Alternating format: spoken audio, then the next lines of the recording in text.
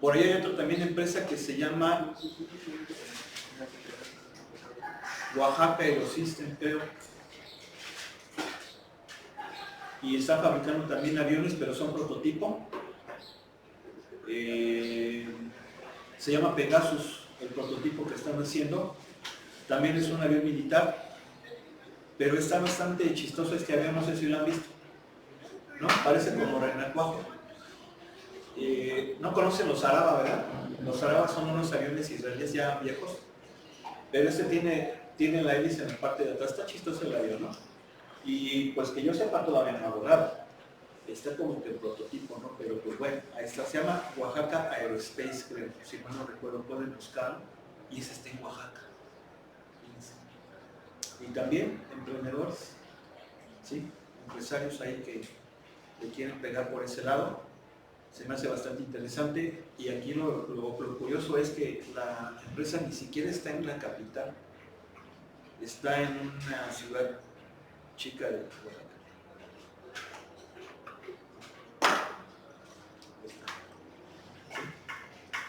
¿Todos quieren ser aspiracionistas?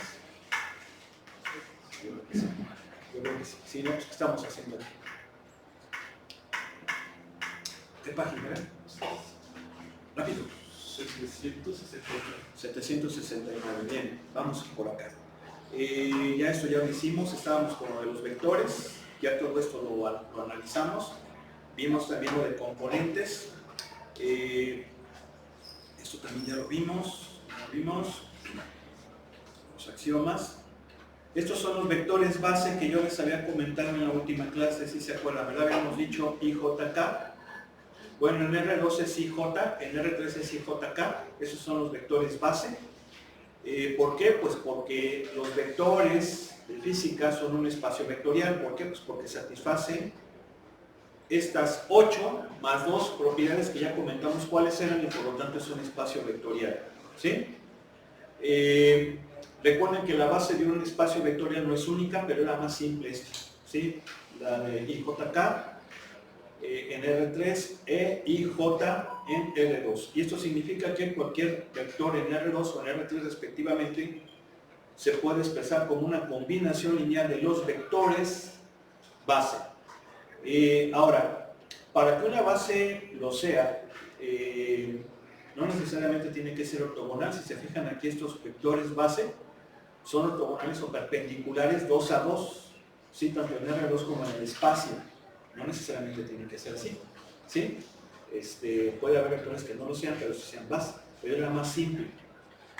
Y esto es lo que hace que solamente podamos ver en 3 dimensiones. No podemos, ya lo comentamos, representar vectores en 4, 5 o en más dimensiones. Podemos analizarlos matemáticamente, pero ya verlos, no. Eso creo que ya lo comentamos, ¿no? No oigo. Incluso habíamos dicho que el espacio tetradimensional, que es el espacio-tiempo, el que Einstein habla en su teoría de la relatividad general, y que son 4 dimensiones, las 3 espaciales y el tiempo, pues yo he visto ahí algunos libros que hacen una representación del espacio-tiempo, pero es una representación no formal, sino como a modo de didáctico. Sí, no quiero decir que así sea. Sí, creo que lo ponen el espacio tridimensional, pero desplazado, ¿no? Donde esa 4ª dimensión es el tiempo. Déjenme buscar ahí luego, o si lo pueden buscar ustedes ahí en internet, cómo será la representación del espacio-tiempo. Pero les digo, es una cosa que no es así, sino que es más que nada didáctico.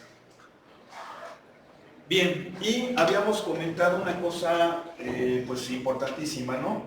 ¿Sí o no? Lo de los vectores unitarios. Un vector unitario, vamos a suponer que yo tenga un vector A, ¿no? Un vector A cuyas componentes, está muy clarito, ¿verdad? Sí, sí. Son A1, ¿qué tal está este? ¿Mejor? ¿Sí? ¿Sí está mejorcito?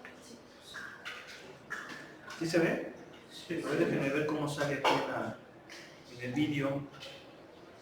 Un poquitín, no, vamos a tener que usar un poquito mejor. Para que esté machino. Otra cosa, no me estén faltando los viernes, ¿eh? ¿Por qué voy a clase?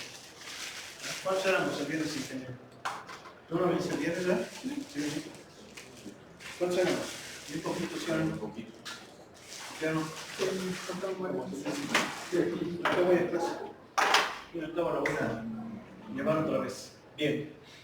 Entonces, un vector unitario, en la dirección de ese vector, ya dijimos, los vectores unitarios siempre, por formalidad, así lo van a ver en el libro, se representan con letras minúsculas y con este acento circunflexo, que comúnmente se le llama gorro, ¿no? Hay quien dice gorro. Sí, se suele llamar. Y ese vector unitario es el vector A entre su norma. ¿Sí? Entre su norma. Y es un vector que tiene el mismo sentido que A, pero obviamente su magnitud, su normita, ¿cuánto vale?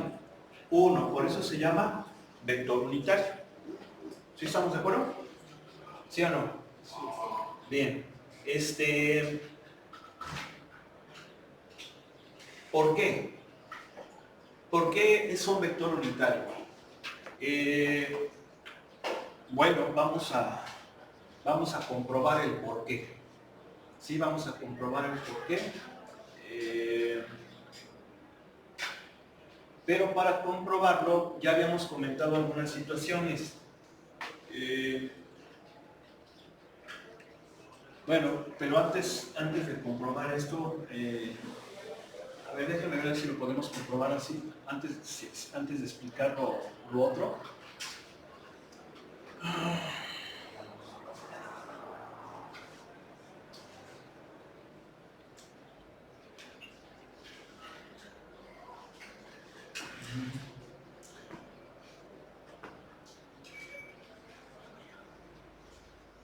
¿Sí lo podemos hacer?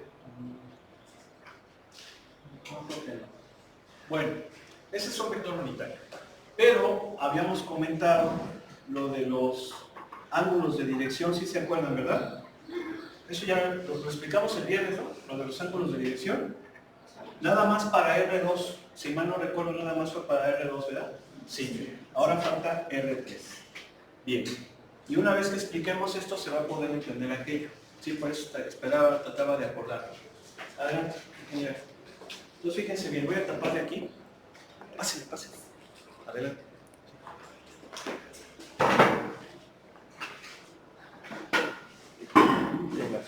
¿Cómo ven? ¿No se tapó?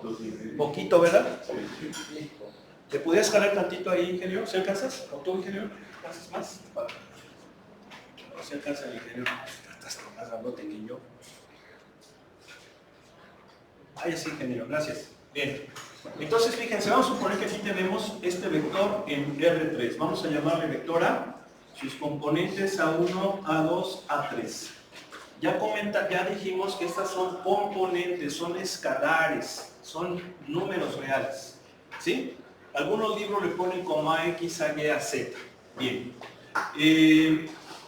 Entonces, acuérdense que en R2 el vector tiene pues un ángulo director que era alfa, así le habíamos llamado, y era el ángulo que formaba el vector con respecto al eje X, ¿sí? Y esas formulitas que habíamos visto de la prepa y de la secundaria se hacían con respecto a ese ángulo. Acuérdense, la componente en X es la magnitud del vector por el coseno del ángulo, ¿sí o no? La componente en Y era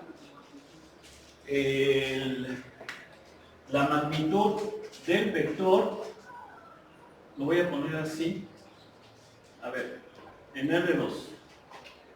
Y la primera componente era la norma del vector por el coseno del ángulo.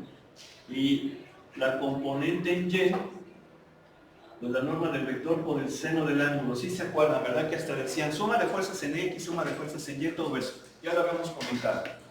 Esto lo estoy haciendo a modo de repaso, porque esto lo vimos el viernes. Aquí tenemos el vector en R2.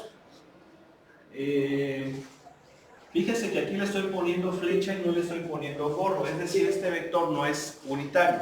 ¿Sí queda claro? ¿No oigo? Sí.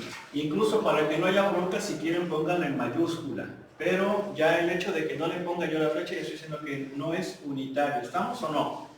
Sí. Bien. Y entonces, este es el ángulo alfa. ¿Sí? La componente en X, ya dijimos, es esta proyección. A1, la componente en Y es esta proyección, es A2. ¿Sí? Por geometría se forma un triángulo rectángulo de tal suerte que A1, o de tal manera que A1 y A2 son los catetos de ese triángulo rectángulo, y la hipotenusa pues es la norma del vector. La dijimos que era mayúscula. Luego, entonces cateto adyacente, componente en X, hipotenusa por coseno del ángulo, componente en Y, cateto opuesto, ¿verdad? Hipotenusa por seno del ángulo. ¿Estamos de acuerdo, sí o no? Bien. Ese ángulo es el ángulo que siempre se utilizaba, por lo menos hasta la prepa, pero aquí ya no lo vamos a hacer así. Aquí ya hay que introducir este otro ángulo, que es el que se forma con respecto al eje Y y que le vamos a llamar beta. Y el viernes habíamos dicho que estos dos ángulos son complementarios. ¿Sí o no? Son complementarios. ¿Sí? Y entonces, si yo utilizo para cada componente su correspondiente ángulo, ¿verdad? Esto, pues me va a quedar así. Nada más que espérenme, aquí corrijo porque la cambiamos a mayúscula, ¿verdad? ¿Sí o no? ¿Oigo? Sí. Esta sí queda así, pero esta, ¿cómo va a quedar? Va a quedar así. ¿Sí están de acuerdo? ¿Sí o no? ¿Sí? ¿Por qué? Porque la componente en Y es cateto adyacente de beta. Entonces ponemos. Nosotros, insisto, estas ya las habíamos manejado, incluso en su clase de física, pero ahora estamos viendo esta, ¿sí o no? Es otra forma. ¿Sí? Y entonces alfa y beta se llaman ángulos directores o ángulos de dirección. ¿Sale? Bien. Entonces, ahora si nos vamos a R3, que es cuando metemos ya dijimos, el eje Z aquí, lo acomodamos, y tenemos un vector en el espacio, ya no solamente en el plano XY, ese vector también va a tener tres ángulos directores, que es el que va a formar por cada uno de los ejes ordenados. Por ejemplo, este, ¿sí? Recuerden que el ángulo siempre se mide del eje al radiovector, entonces prácticamente iría hacia acá, la flechita, ¿no? Este iría así, ¿sí o no? ¿Verdad? Y este otro sería así. ¿Sí? Y siempre es en dirección positiva, allá es el cero del ángulo. Entonces este ángulo que se forma con el eje X se llama alfa, con Y beta y con el eje Z gamma. ¿Sí? Gamma. E igual, si generalizamos todo esto ahora en R3, vamos a ver que la componente en X es la norma del vector por el coseno de su ángulo director correspondiente. La componente en Y es la magnitud del vector por el coseno del ángulo correspondiente, es beta. Y la componente en Z, la norma del vector por el coseno del ángulo correspondiente. ¿Sí estamos de acuerdo? ¿Sí? Eso si aplicamos geometría nada más. Claro que es un poquito más complicado, ¿verdad? Porque la trigonometría, pues la hemos analizado, la hemos estudiado en el plano. ¿Sí están de acuerdo? ¿Sí o no? Entonces aquí estamos en el espacio, ¿cómo le hacemos? Bueno, pues una forma es, tienen de cuenta, pues poner el ojito, ¿no? Poner tu ojito de tal suerte que para ver a alfa, a lo mejor tienes que poner tu ojito aquí. ¿Sí? ¿Vale? Y pues para ver a beta, pues tienes que poner tu ojito aquí. ¿Sale? Y para ver a gamma a lo mejor tienes que poner acá. ¿Sí estamos de acuerdo? Para que puedas ver esa proyección. ¿Sí? Entonces, pues bueno, lo pueden hacer si gustan, pues nada más hacer un circulito ahí bien para que lo comprendan. ¿Sabe? ¿Oigo? Sí, es más si lo hacen y lo subimos luego ahí al canal, ¿no? Y ya pusimos puntillos, ¿no? No, pero que explico. Bien, entonces, si se fijan, tanto en R2 como en R3, En R2, mi vector que es así, yo lo puedo poner así.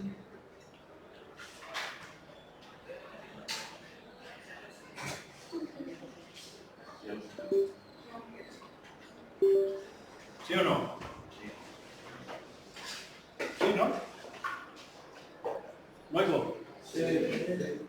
¿Sí? ¿Y entonces esto qué es? Pues yo puedo factorizar la norma del vector porque es un escalar y me va a quedar así, ¿no?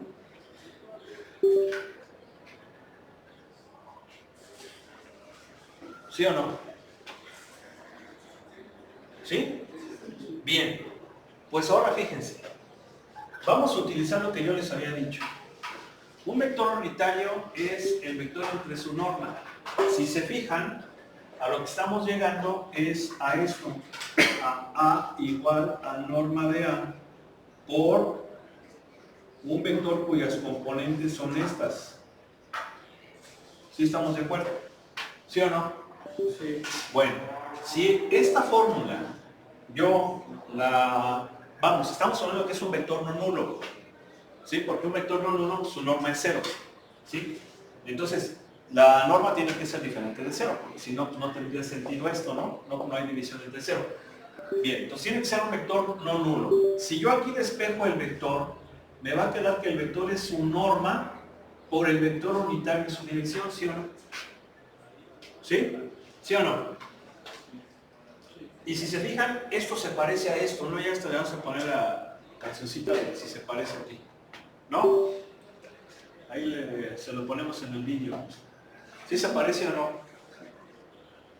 ¿Sí? ¿Qué significa? Significa que A bonito es un vector, ya sabemos el vector unitario, y entonces las componentes del vector unitario, ¿quiénes son? Los cosenos directores. Se llaman estos cosenos directores porque son los cosenos de los ángulos directores o de dirección. ¿Sí estamos o no? ¿Sí? Bien. Ahora, si eso lo hacemos para R3,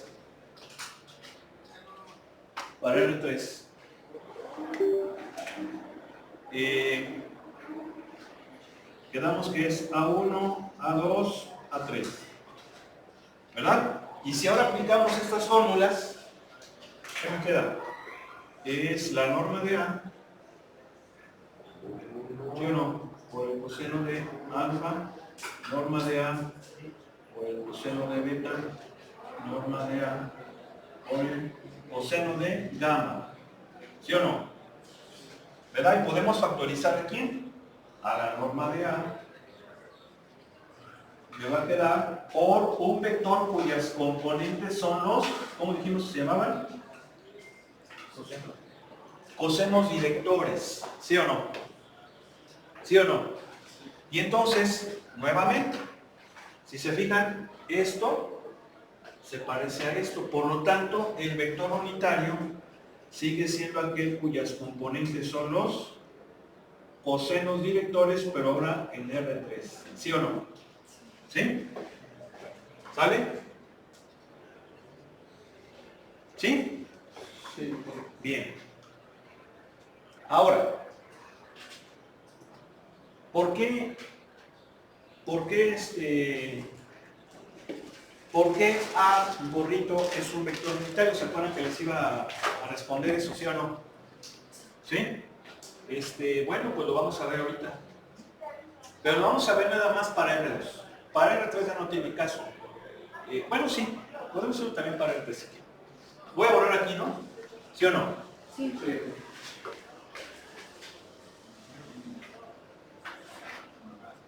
Entonces ahora sí, yo creo que ya podemos explicar. A ver, entonces, como el vector unitario es el vector entre su norma, ¿verdad? ¿Sí o no? ¿Sí? ¿Y esto es quién? A ver, aquí yo he estado utilizando la notación de la tríada o de la diada, según el caso. Voy a ponerlo en R2. pero lo voy a poner así, en forma de combinación lineal. ¿Sí se acuerdan que esa es la otra forma, verdad? ¿Sí o no? Sí. ¿Sí? Entre su normita. Que ya dijimos que la norma es la raíz cuadrada de la suma de los cuadrados de las componentes, ¿sí o no? ¿Sí? Bien. Pero A1, ¿a qué es igual? A, ¿quién dijimos? Norma de A por coseno ¿de quién? Por coseno de alfa en I, más norma de A por el seno de beta. Pero aquí lo voy a hacer utilizando la formulita de la prepa. ¿Sí estamos de acuerdo, no? ¿Sí o no? ¿Y quedamos que no hay bronca, verdad? ¿Sí o no? En R2, ¿sí o no? ¿Sí? Bien. Y entonces, si se fijan, esto de aquí, bueno, ya lo puse como raíz, pero me voy a tener que regresar. Sí, me voy a regresar. Ahí está. ¿Y qué podemos hacer? Factorizar norma de A en el numerador, ¿sí o no? ¿Algo? Sí. Y ahorita van a entender por qué estoy utilizando A y no B. ¿Sí estamos de acuerdo que sí es? ¿Sí? Doy un pasito hacia atrás. Estamos jugando como tan. ¿No? ¿Quién de aquí baila tango? No oigo.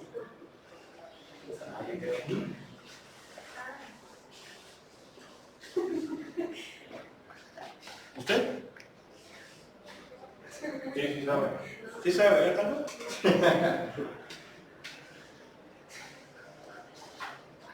Está padre. Pero en Colombia. ¿Cómo? Pero en Colombia vale. No, es argentino. Está en No, sí, pero mi compañera bailó en Colombia. A ver, ¿cómo?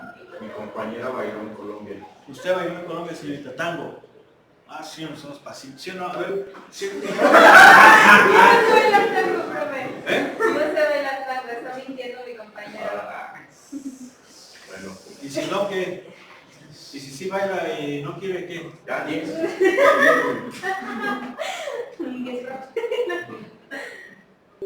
¿Sí o no? ¿Sí sabe o no sabe? No, no sé. Oye, vamos a investigar ahí, investiguen, por favor. A ver qué podemos hacer ahí. Se supone que es un vector no nulo. ¿Sí o no? Entonces queda con que A bonito, pues es esto, ¿no? Coseno de alfa en I más seno de alfa en J. Ahora, yo quiero saber por qué es un vector unitario. Si yo saco su norma, ¿qué me queda? Me queda así. ¿Sí o no? ¿Sí? ¿Y a qué es igual seno al cuadrado más seno al cuadrado? A 1. ¿Sí o no? Por eso es que es unitario. ¿Sí o no? ¿Sí? ¿Sí o no? Sí. Por eso es que tenía que utilizar alfa, porque acuérdense que esa identidad solamente funciona con el mismo ángulo, ¿sí o no? Si yo lo veo con coseno, a lo mejor no es tan claro, pero bueno, ahí está. Eso pues lo podemos llevar a R3 y pues ahí está eso. Bien. Si le puedes quitar ahora de nuevo el... No, por favor, ingeniero. Pues ahí está. Aplicaciones. Bueno, pues estas aplicaciones de los vectores son muchísimas. Aquí tenemos las más sencillitas, que es por ejemplo para equilibrio, ¿sí? ¿Cómo se llama la ciencia que estudia el equilibrio de los cuerpos? Estática. Estática. ¿Sí? No sé, pero digo, yo no soy muy versado en mecánica, ¿no? Acuérdense que la mecánica es la parte de la física que estudia el movimiento de los cuerpos, ¿sí? La mecánica. De ahí la mecánica cuántica, mecánica clásica. Sí he visto, pues, por lo de la maestría en aeroespacial, mecánica, pero fíjense bien ahí, y esto también es importante, se los tengo que compartir.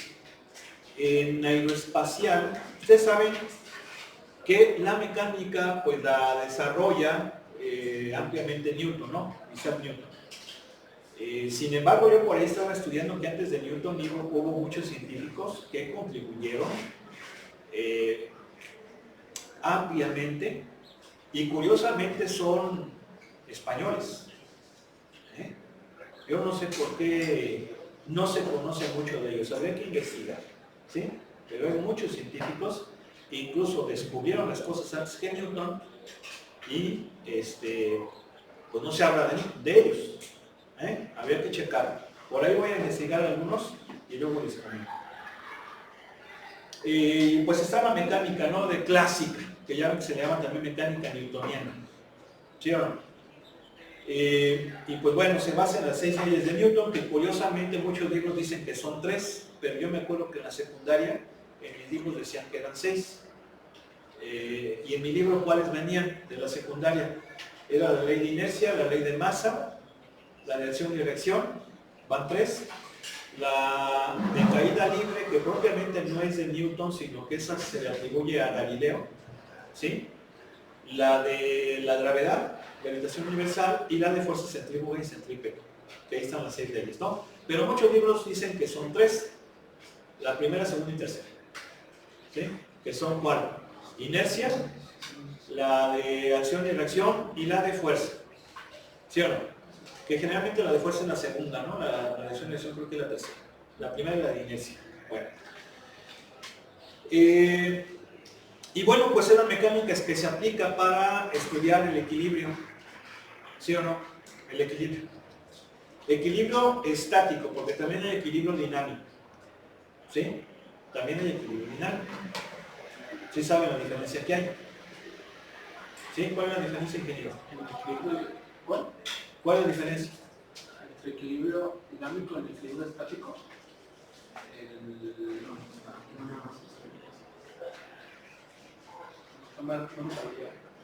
Sí. El equilibrio estático es sumatoria de fuerzas igual a 0. ¿Sí o no? Eso es estático, eso es reposo. ¿Sí o no? Pero el equilibrio dinámico es que la sumatoria de las fuerzas es igual a masa por aceleración, pero no va a variar. Que es el caso, fíjense bien, es el caso, por ejemplo, de... a ver, ahorita les pongo el ejemplo. El plano inclinado, por ejemplo, si ustedes ponen en el plano inclinado un objeto, que se utiliza el equilibrio dinámico también para sacar todo eso. O a ver, déjenme pensar un ejemplo más sencillo. Piensen en un sistema de referencias que esté en movimiento, pero se va a mantener así, aun cuando en el propio sistema hay fuerzas actuando. Entonces, la idea es que el sistema no varíe, permanezca en movimiento, pero constante, siendo que en él hay, por ejemplo, pensemos en la Tierra, ¿no? ¿Están de acuerdo que en la Tierra se está moviendo, sí o no? ¿Sí?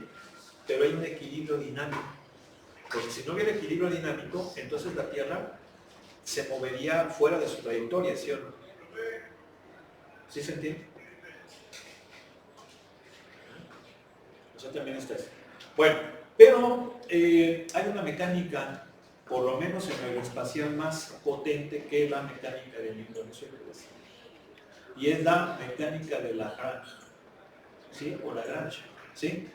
Esta mecánica es más potente que la de Newton porque es más apreciada en lo aeroespacial.